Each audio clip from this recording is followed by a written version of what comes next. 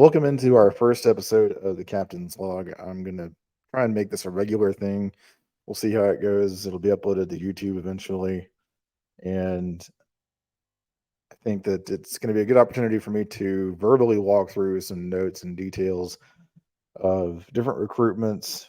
We'll eventually do live versions of these. We'll have some guests on and also give you as a listener a chance to submit questions and things for me to answer in this type of format as well. So we'll see how this goes, and I appreciate everybody listening in.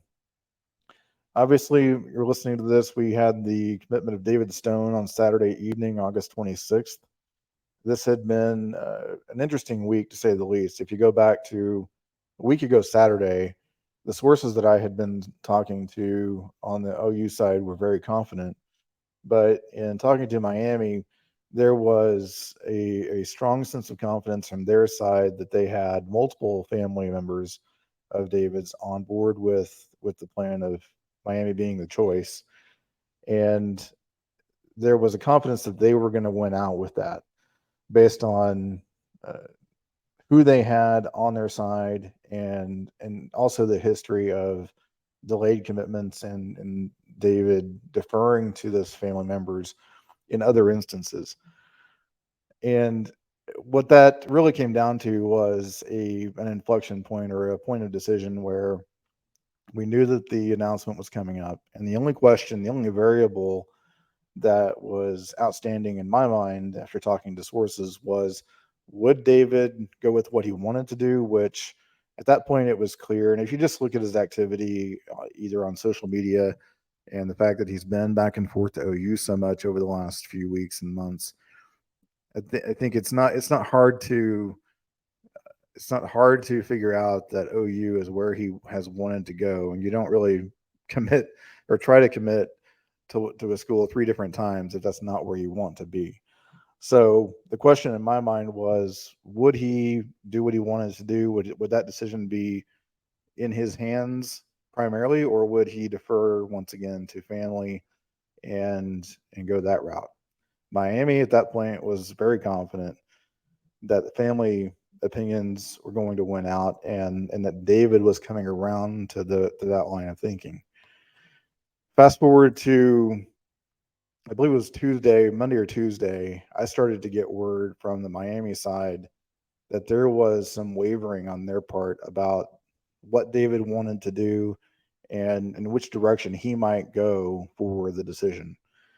That prompted me to rethink some of the things that I had been hearing from the OU side. I had some other conversations that shed some light on the true thinking behind the scenes and what was going on.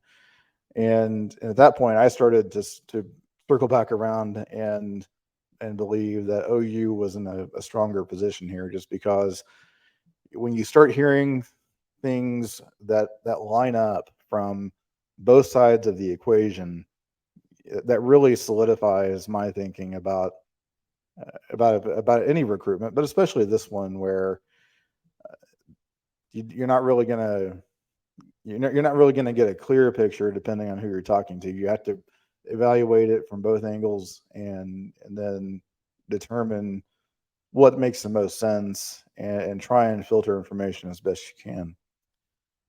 So on Wednesday, what I was told by multiple people, and I was told this on by a couple of people, and then able to corroborate this from not only the OU side but also the Miami side.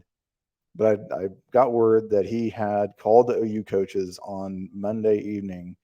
David Stone called the OU coaches on Monday evening and committed at that point. And this was the byproduct of a conversation that the family had on Friday evening after David's IMG game in Nashville, where they sat down and talked through everything.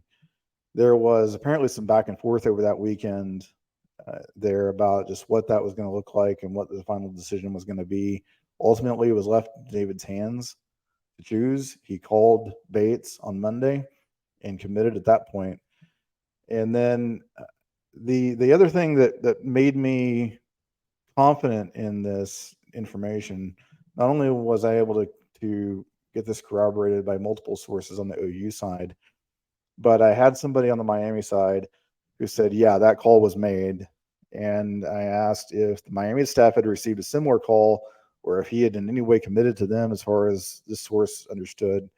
And the answer was no. So at that point, what we had was a commitment to the OU coaches, decreasing confidence on Miami's side, and an acknowledgement from a source on the Miami side that they had been in contact with the family and maybe even been in contact with David, but that there had not been a commitment to Miami within that time frame.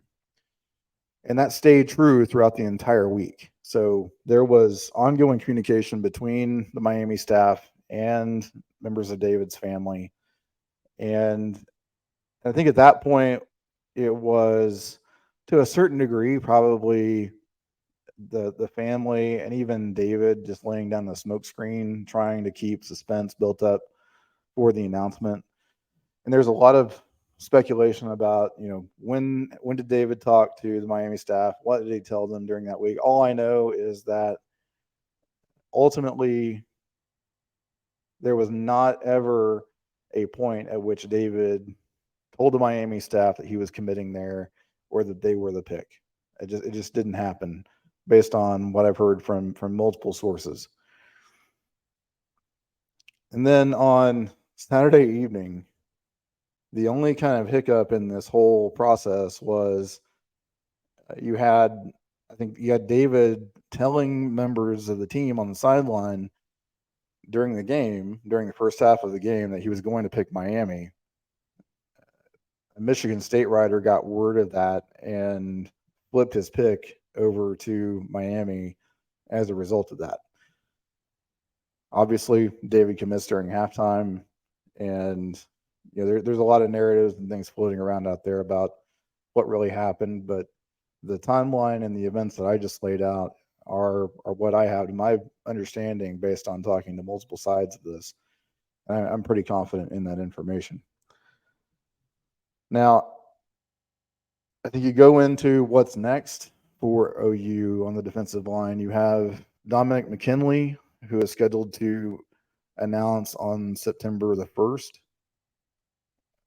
My understanding is that this is a recruitment in which Texas leads primarily. I've also heard that you have Ohio State, who has jumped in and taken a pretty strong position. If anything, I believe they are even or better than OU as far as their position with McKinley. We're 4 days out at this point, recording this on Sunday afternoon here, August 27th. So there's room for that to change, you would think, and that OU is going to try and make a push there.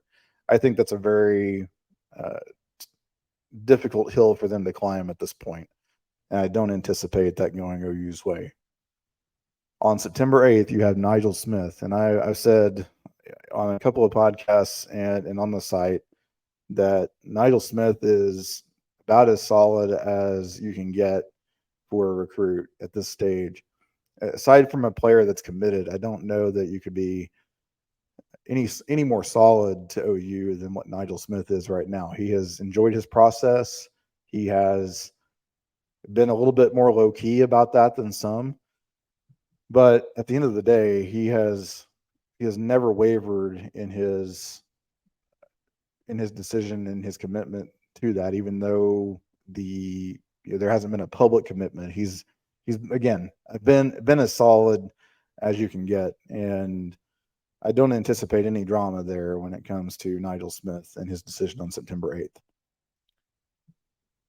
Danny Okoye, my understanding is that is a Tennessee and OU battle right now. My understanding, based on talking to different people, is that Tennessee is in a stronger position right now than OU, but official visits will really tip the scale here. And I know if you talk to OU people, they're very confident that ultimately they're going to be able to win out on the official visits.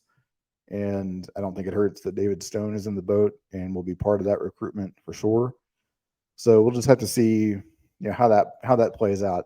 I think the latest Speculation is that a commitment for Koye could come in September or October, but that's still uncertain and nothing has been announced there. So we'll have to see what transpires.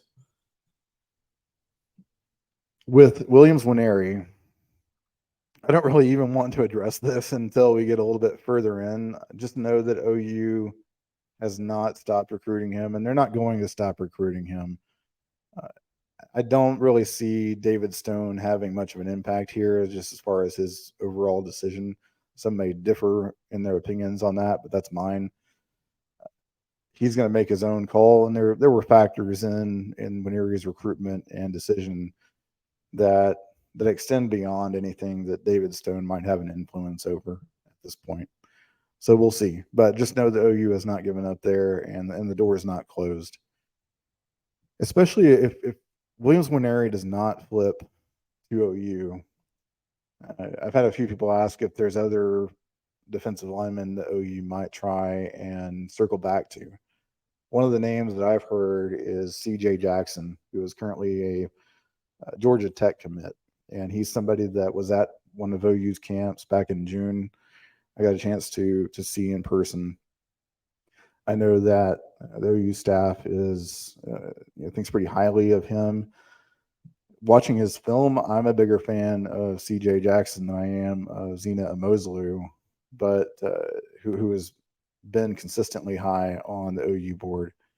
But he's definitely a name that OU could get back in with if they decide to at some point, whether that's whether Winery jumps in or not. I think that's definitely one that you have to keep an eye on. And then aside from that, it's just a matter of locking down these commitments and getting into the season and getting into signing day. But that's going to wrap up the defensive line recruiting for the 24 class, and then you get into 25. But I think with that, we will wrap this episode up. And you can find me at camp_405.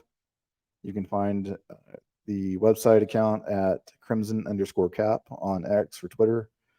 And then we'll upload this to the site, and you can listen there, of course, at crimsoncaptain.com. But I appreciate you listening, and we'll see you on the site. We'll see you on Twitter.